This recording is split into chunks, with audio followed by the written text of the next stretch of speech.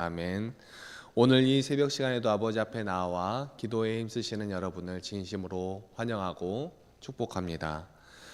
오늘 말씀의 제목은 상황과 환경을 탓하지 않는 그리스도인이라는 제목입니다. 어제 말씀에서는 욥이 자신의 고통을 토로하는 그러한 모습을 담고 있었습니다. 오늘 말씀에서도 고통을 호소하는 그러한 모습을 이어가고 있습니다.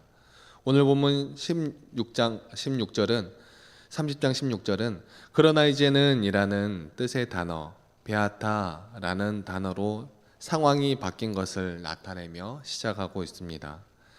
이 단어는 1절과 9절에서도 사용되어졌는데 1절과 9절의 베아타가 시간의 변화 혹은 상황의 전환이었다면 16절의 베아타는 사건을 바라보는 시선이 바뀐 것을 나타내는 그러한 단어입니다. 30장 전반부가 욥을 공격하는 사람들에 대한 외부적인 시선으로 시작을 하고 또 이번에는 욥 자신에게 초점이 옮겨진 것입니다. 30장 후반부는 총 세 부분으로 나눌 수 있는데 처음과 마지막 단락은 욥 자신이 느끼는 그러한 고통이 얼마나 극심한가를 묘사하고 있으며 그 중간에 2인칭 화법으로 전환이 되고 또 하나님을 향한 호소가 들어 있습니다. 먼저 16절에서 19절의 욥의 고통에 대한 호소 부분입니다. 욥은 정신과 영혼의 고통을 육체적인 그런 고통의 단어로 표현합니다. 물론 이 장에서 나타났던 모습은 전신에 악성 그 피부병이 생기는 그런 육체적인 질병이었지만 친구들과의 논쟁과 30장 전반부에서 표현되는 그런 사람들의 공격은 육체적인 모습에 한정되어 있지 않는 그런 모습이죠. 그래도 그 마음을 나눌 수 있는 그런 친구들, 또 자신이 잘 해줬는데 정말 불쌍한 사람들에게 선도 베풀고 가난한 사람들에게 물질도 나누고 그렇게 살았던 그런 사람들이 자신을 손가락질하고 그렇게 자신을 멀리할 때 욥은 얼마나 마음에 많은 상처를 받았을까요? 오히려 죄인으로 악인으로 취급당하는 그런 조롱과 모욕이 욥의 마음에 깊은 상처를 남기게 되는 것입니다. 그는 자신의 영혼이 뒤집어졌다라고 표현을 합니다. 그 이유는 고통의 날들이 자신을 사로잡았기 때문이죠. 영혼의 고통은 육체의 아픔으로 나타나는 것입니다. 17절 말씀입니다. 밤이 되면 내 뼈가 쑤시니 나의 아픔이 쉬지 아니하는구나. 아멘. 밤마다 누가 뼈마디에 구멍을 뚫는 것 같은 그러한 고통을 느끼며 자신을 씹어먹는 것 같은 그런 고통이 있는 것입니다. 사람들로부터 오는 고통은 곧 하나님으로부터 오는 그런 것이기도 합니다.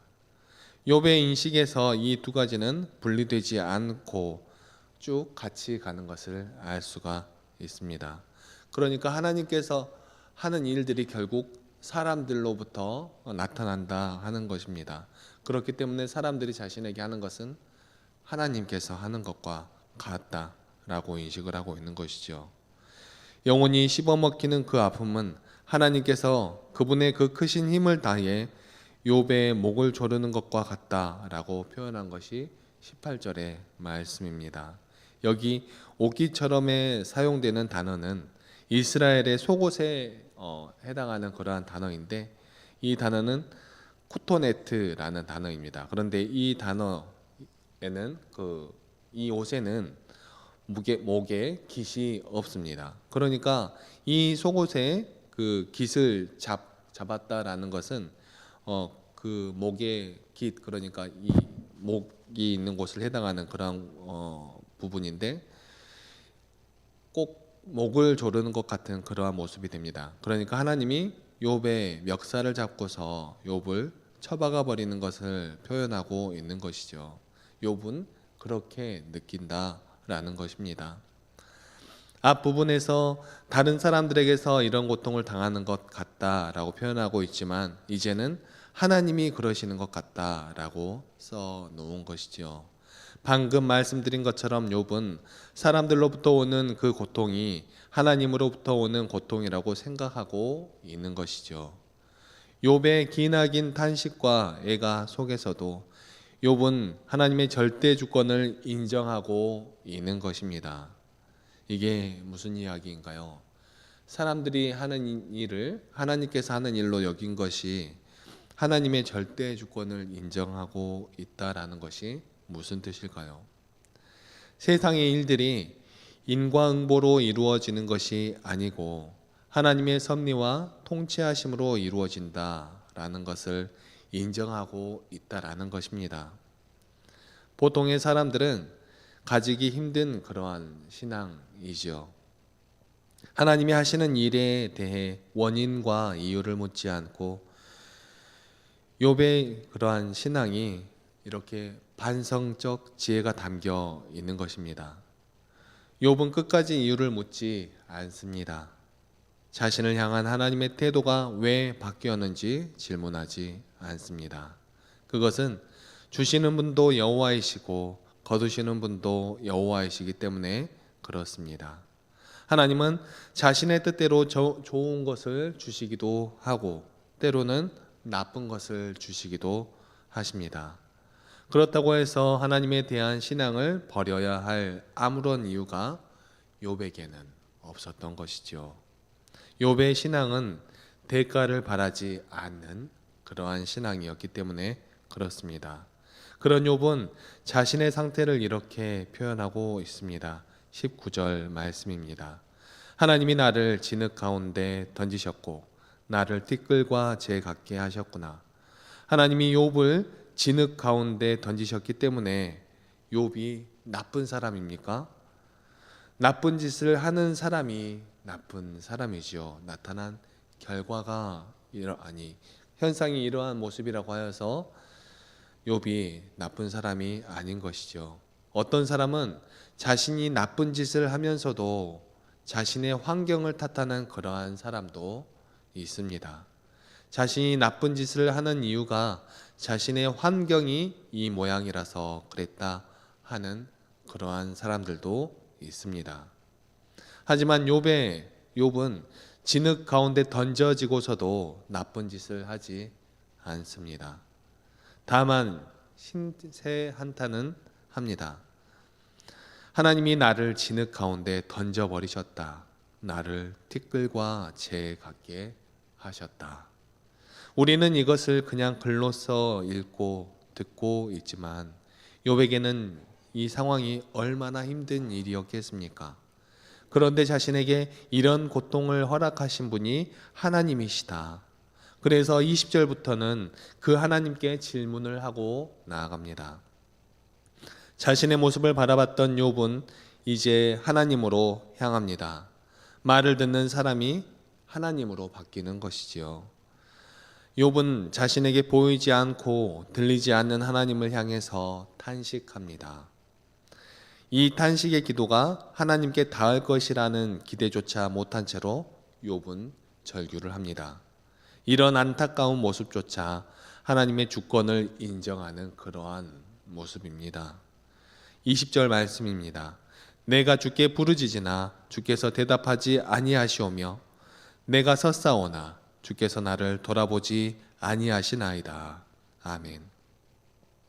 여기 후반절에 섰다라는 동사 아마드는 가만히 기다리다라는 뜻도 가지고 있습니다.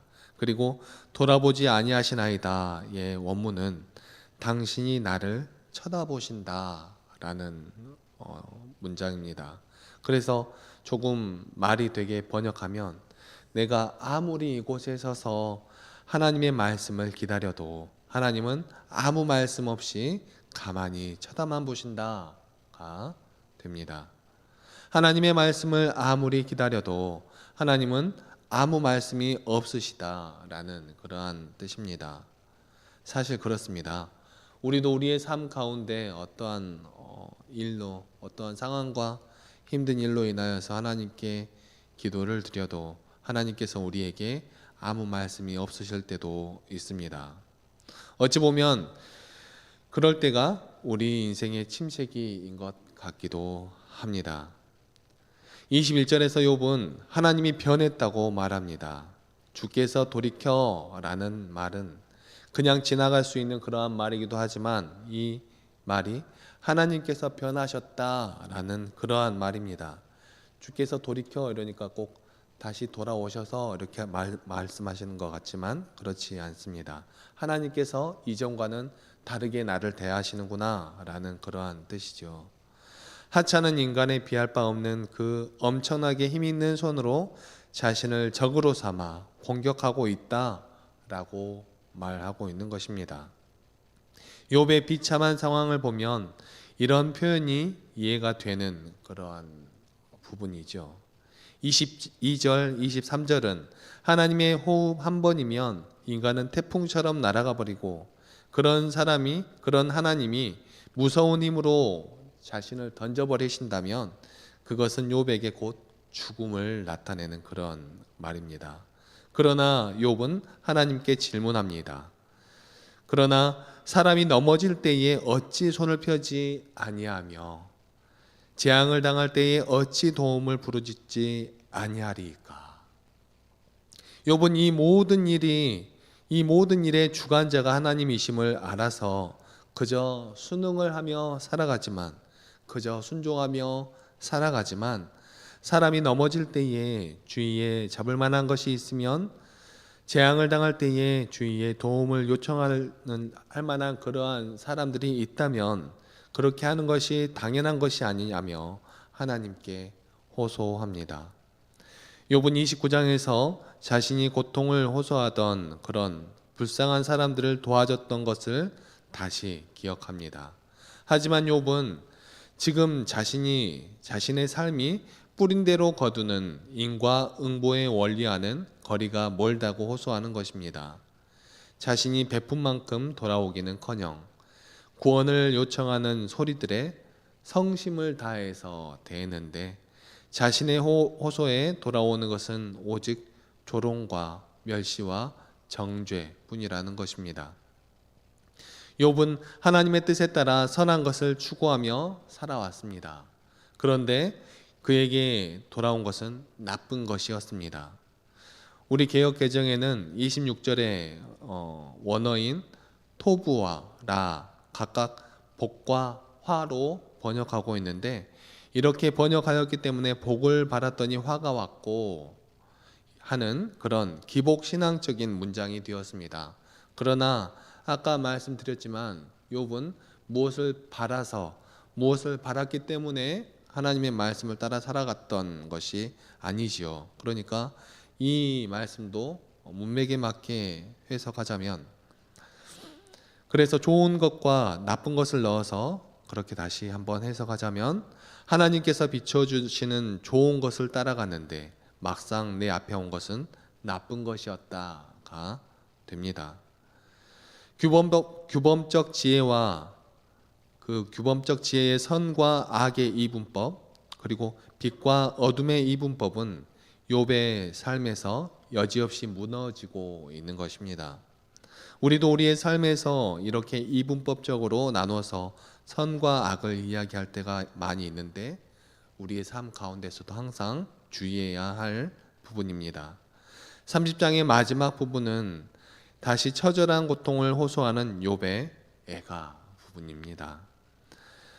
마음이 들끓어 고요함이 없고 환난 날이 임하고 햇볕에 쬐지 않고도 피부가 타고 그래서 사람들에게 도와달라고 부르짖는 그러한 모습입니다. 그의 울음이 이리 같다는 것이고 그의 울음이 시끄러운 타조 같다라는 것입니다. 어찌 보면 이제 욥 앞에 놓인 것은 죽음밖에 없는 것이죠. 하나님을 향한 욥의 애가는 그 자신에게 애곡으로 돌아온다라는 것이 31절의 말씀입니다. 욥은 의지할 곳이 없었습니다. 친구들에게 자신의 상황에 대해 이야기해 보지만 친구들에게서 돌아온 것은 말도 안 되는 그러한 소리들 뿐이었습니다. 그저 입에 바른 그런 바른 소리밖에 아니었지요.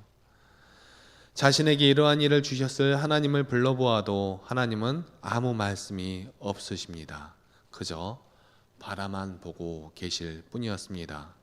이런 상황 가운데에서도 욥은 하나님을 신뢰하는 그러한 사람이었습니다. 그저 하나님을 믿고 그저 하나님을 의지하는 그러한 사람이었습니다. 사실 믿음이라는 것이 이렇습니다. 안 믿고 싶어도 의지하지 않고 싶어도 믿는 사람은 이렇게 살아갈 수밖에 없는 것이죠. 그것이 세상의 전부이기 때문에 그렇습니다. 믿는 사람들에게는 그렇습니다. 그래서 때로는 답답할 때도 있지요. 믿는 우리가 왜 이렇게밖에 살아갈 수 없는가 생각이 되어질 때도 있습니다. 하지만 다시금 돌아와서 하나님을 바라보며 이런 상황 가운데에서도 하나님을 바라보며 나아가는 것이 또한 믿음의 사람인 것입니다. 때로는 욥의 친구들을 욕할 때도 있습니다. 하지만 어찌하겠습니까? 그들도 하나님께서 허락하셔서 그렇게 하고 있는 중인 것입니다. 우리의 삶 가운데도 이러한 일들이 많이 있습니다. 우리의 인상이 구겨지게 하고 우리의 마음이 구겨지게 하는 이러한 일들이 많이 있지요. 하지만 그 모든 상황을 하나님께서 허락하셨다라는 것을 생각하고 이러한 상황 가운데서도 하나님께서 이루실 일들이 있다라는 것을 생각하며 우리 모두 우리에게 속한 상황과 환경을 욕하는 것이 아니라 그 안에서 하나님의 섭리를 발견하며 나아가며 하나님의 나라를 이루어가는 믿음의 백성들이 다 되시기를 간절히 소망합니다. 기도하시겠습니다. 사랑과 은혜가 충만하신 하나님 아버지 너무나 감사합니다. 하나님의 사람이었던 욥의 모습을 바라보며 어찌하면 하나님의 사람이 이러한 고통을 당할 수 있을까? 하나님의 사람이 이러한 일을 당해도 될까? 하나님을 믿는다는 것이 이러한 모습이라면 우리는 과연 하나님을 믿어갈 수 있을까? 하는 생각이 들 때도 있습니다. 하지만 그러한 가운데에서도 이 세상 모든 만물을 주관하시는 하나님을 우리가 의지하게 하여 주시니 또한 너무나 감사합니다. 우리의 모든 삶 가운데 하나님을 따라가게 하여 주시니 너무나 감사합니다. 죄 가운데 빠져 죽음 가운데 서우적거렸던 우리를 생명 가운데로 옮겨주시니 너무나 감사합니다. 우리의 모든 상황과 환경 속에서 하나님을 바라보며 우리의 삶 가운데서 하나님을 사랑하고 이웃들을 사랑하며 나아가게 하여 주시니 또한 너무나 감사합니다. 우리가 어떠한 힘든 상황과 어려운 환경 가운데 있다고 할지라도 그 모든 삶 가운데서 하나님을 찬양할 수 있는 우리가 될 수 있도록 하게 하여 주시고 우리가 즐겁고 기쁜 상황이어서 하나님을 찬양하며 나아가는 것이 아니라 하나님께서 우리를 사랑하여 주셨기 때문에 하나님께 우리 주 예수 그리스도께 그러한 고통을 올려드린 사람 가운데 생명을 내려주신 하나님을 우리가 기억하게 하여 주시고 그런 하나님을 바라보며 나아가는 우리들이기에 하나님을 찬양할 수 있게 하여 주심을 우리가 기억하며 우리의 모든 상황 가운데서 하나님을 찬양하며 올려드리며 나아가는 우리들이 될 수 있도록 도와주시고 인도하여 주시옵소서. 점점 추워져만 가는 날씨 가운데 우리의 마음은 하나님의 사랑을 닮아서 따뜻한 사람이 될 수 있도록 하여 주시고 우리의 삶으로 하나님을 찬양할 수 있는 우리들 한 사람 한 사람 될 수 있도록 도와주시고 인도하여 주시옵소서. 오늘도 우리의 삶 가운데 함께하여 주실 줄 믿사오며 이 모든 말씀 사랑이 충만하신 우리 주 예수 그리스도의 이름으로 기도하옵나이다. 아멘. 사랑과 은혜가